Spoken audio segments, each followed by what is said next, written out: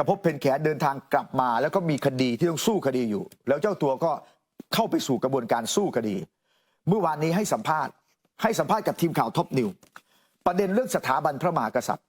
คือพื้นฐานคุณจักรภพเนี่ยสมัยเป็นเสื้อแดงนะฮาร์ดคอร์มากคือมาก่อนก้าวไกลก้าวหน้าอีกพูดได้เลยคือถ้ามองว่าก้าวหน้าเนี่ยถ้ามองว่าเท่นะถ้ามองว่าโอ้หัวก้าวหน้านะจักรภพทำมาเกือบหมดแล้วแล้วจักรภพเคลื่อนไหวเนี่ยดุเดือดมากตอนโน้นจนเกิดคดีแล้วเจ้าตัวก็หนีคดีไปต่างประเทศแล้วสุดท้ายกลับมาสู้คดี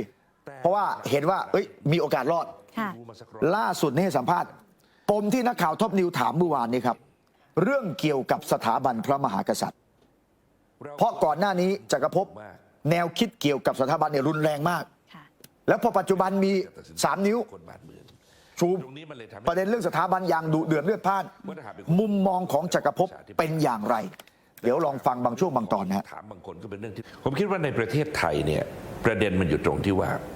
ทุกสถาบันในประเทศไทยเนี่ยตอบโจทย์ประวัติศาสตร์ที่ผ่านมาเราเองเนี่ยซึ่งเราต้องการผลบางอย่างเนี่ยเราได้ศึกษาประวัติศาสตร์ได้ครบตั้งแต่ต้นมาจนถึงปัจจุบันแค่ไหนเนี่ยยังยกตัวอย่างเนี่ยอย่างที่ผมเล่าถึงศาลสมเด็จเมื่อกี้เนี่ยนะกรมพระยาดำรงสมเด็จเจ้าฟ้ากรมพระยานริศเจ้าคุณอนุมานและเจ้าดลเขียนจดหมายถึงกันคนแค่3 คนนะ2 พระองค์1 คนเนี่ยแต่จดหมายเหล่านั้นเนี่ยเหมือนกับเอาผู้รู้มาสัก100 คนมารวมกันเพราะว่านี่คือปราชญ์นี่คือคนเก่งผมก็ตั้งคำถามว่าเราควรจะถามคนหมู่มากหรือควรจะถามคนเก่งเวลาต้องการจะตัดสินใจในอนาคตบ้านเมืองตรงนี้มันเลยทำให้เกิดคำถามในเชิงระบอบเลยว่าถ้าหากเป็นคนหมู่มากก็คือระบอบประชาธิปไตยแต่ถ้าหากว่าเป็นเรื่องของถามบางคนก็เป็นเรื่องที่เรียกอภิชนาธิปไตยคือระบบอภิชนคือมีคนบางคนที่เก่งเป็นผู้นำบางคนที่เป็นผู้ตามไปแล้วกันนะขอโทษที่ต้องตอบอย่างนี้มันถึงขั้น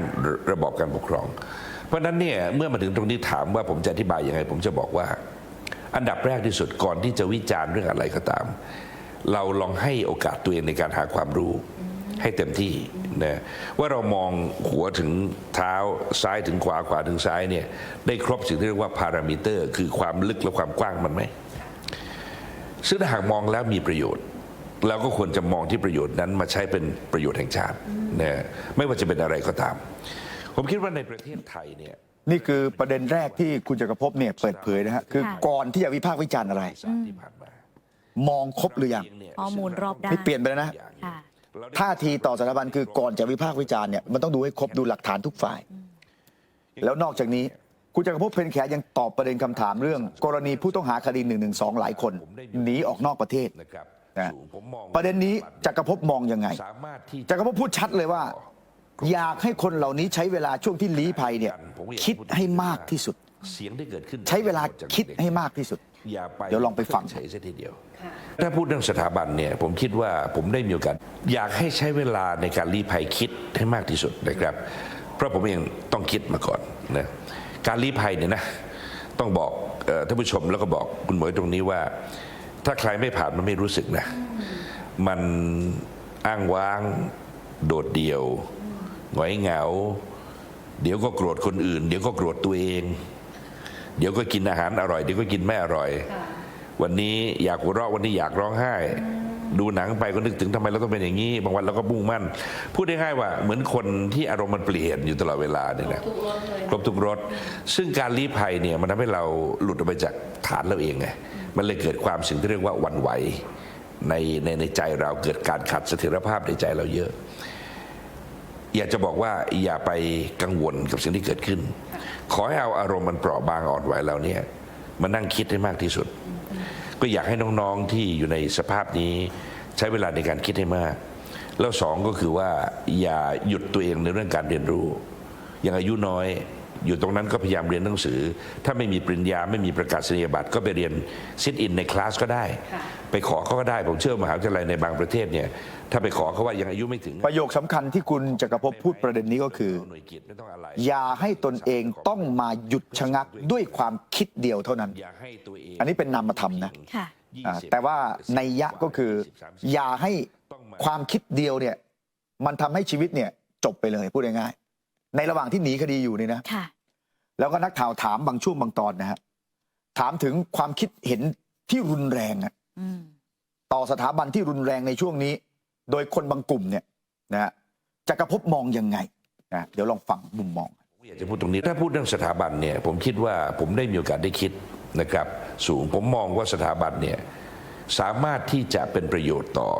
โครงสร้างในการเมืองไทยได้ขณะเดียวกันผมก็อยากจะพูดตรงนี้ด้วยว่าเสียงที่เกิดขึ้นตอนนี้ทั้งหมดจากเด็กๆเนี่ยอย่าไปเพิกเฉยซะทีเดียว ค่ะ ให้ฟังด้วยนะว่าความอึดอัดเข้ามาจากไหน ความโกรธเข้ามาจากไหน เพราะฉะนั้นเรื่องการเมืองไม่ต้องห่วงหรอกว่ามันจะมีการสร้างกระแสกันได้ มันจะมีการปั่นกระแสกันได้ แต่สิ่งที่ทุกคนควรสนใจคือว่าทำไมเด็กถึงไม่อยากจะถูกเกณฑ์ทหารก็แสดงว่าเด็กเขารู้ว่าถ้าเขาถูกเขาไม่อยากจะไปอยู่ตรงนั้นตั้ง2 ปีเขาไม่อยากจะเหมือนกับถูกจำกัดอิสรภาพเขาอยากจะทำธุรกิจเขาเอง แสดงว่า10 กว่าขวบก็เริ่มมีวิธีคิด ถ้ามองมุมนี้คือเป็นเรื่องบวกถูกไหม ค่ะ แสดงว่าทุกคนในเมืองไทยต้องยอมรับว่าเด็ก10 กว่าขวบเขามีความคิด ถ้าเราเป็นพ่อเป็นแม่ต้องเริ่มถามลูกแล้ว ลูกอยากทำอะไร เริ่มไม่มีส่วนบ้าง แล้วเขาไม่จำเป็นจะต้องไปควานหาอะไรไง ค่ะ ตรงนี้เราต้องดูตัวเองด้วยต้อง สถาบันเป็นสิ่งสำคัญ สถาบันเนี่ยผม นะ คิดว่า อันนี้คือคำพูดจากปากของคุณจักรภพเพ็ญแข ซึ่งถ้าย้อนไปเมื่อสัก10 ปีก่อนเนี่ย ค่ะ นะคงจะไม่ได้พูดแบบนี้ อืม แต่นี่จากการตกผลึกเหมือนที่เจ้าตัวโพสต์เฟซบุ๊กก่อนจะกลับมา ค่ะ นะที่เราเห็นแล้วเราเอ้ยกำลังจะกลับมาหรือเปล่าเนี่ย แล้วพูดเป็นนัยยะอะไรบางอย่าง ส่งสัญญาณมา ส่งสัญญาณ ตลอด ในตอนโน้นแล้ว อันนี้คือขยายความเพิ่ม อืม นะเรื่องสถาบันคือสิ่งสำคัญนะอันนี้มุมของจักรภพเพ็ญแข ค่ะ แต่ทีนี้ทั้งหมดนี้จักรภพพูด แล้วท่านผู้ชมฟังแล้วเชื่อหรือไม่เชื่อทีนี้ก็เป็นดุลพินิจของท่านผู้ชม ค่ะ การเวลาจะเป็นเครื่องพิสูจน์นะเช่นเดียวกันกับอีกหลาย ๆ เรื่องในปัจจุบัน ค่ะ คุณธนกรวังบุญคงชนะได้ออกมาตอบโต้นะกรณีที่คุณปิยบุตรเรียกร้อง นิรโทษกรรมได้แล้วคดี ค่ะ 112เนี่ย ซึ่งคุณธนกรนะคะบอกว่าไม่เห็นด้วยกับทั้งการแก้ไขมาตรา 112 รวมถึงการนิรโทษกรรมให้กับผู้ที่กระทำความผิดในคดีมาตรา 112 เพราะถือเป็นการแก้ที่ปลายเหตุ แล้วก็ย้ำมาโดยตลอดค่ะว่าสถาบันพระมหากษัตริย์ ไม่เกี่ยวข้องกับการเคลื่อนไหวทางการเมือง จึงขอคัดค้านหากมีผู้เสนอให้รวมคดีนี้เป็นคดีการเมือง เพราะมาตราดังกล่าวถือเป็นความมั่นคงของชาติ ที่ต้องมีไว้ปกป้องประมุขแห่งรัฐ ซึ่งผู้ใดจะละเมิดมิได้ ซึ่งคุณธนกรบอกว่าควรมุ่งไปแก้ไขที่ต้นเหตุ คือผู้ที่ให้ข้อมูลบิดเบือน และอยู่เบื้องหลังการเคลื่อนไหวของกลุ่มดังกล่าวมากกว่า หากไม่มีผู้ใหญ่กลุ่มนี้ คอยยุยงส่งเสริมให้ข้อมูลผิดๆคงไม่มีเหตุการณ์นี้เกิดขึ้นค่ะ นี่คือในส่วนของคุณธนกรวังบุญคงชนะนะคะก็ไปสอดคล้องกับเมื่อวานนี้ที่มีอาจารย์ชัยยันชัยพรนะคะที่มีการโพสต์ Facebook ในประเด็นที่ว่าอำมหิตมากสำหรับใครที่อยู่เบื้องหลังเด็กนะคอยยุยงให้ข้อมูลบิดเบือนมาตลอด ครับ นะคะ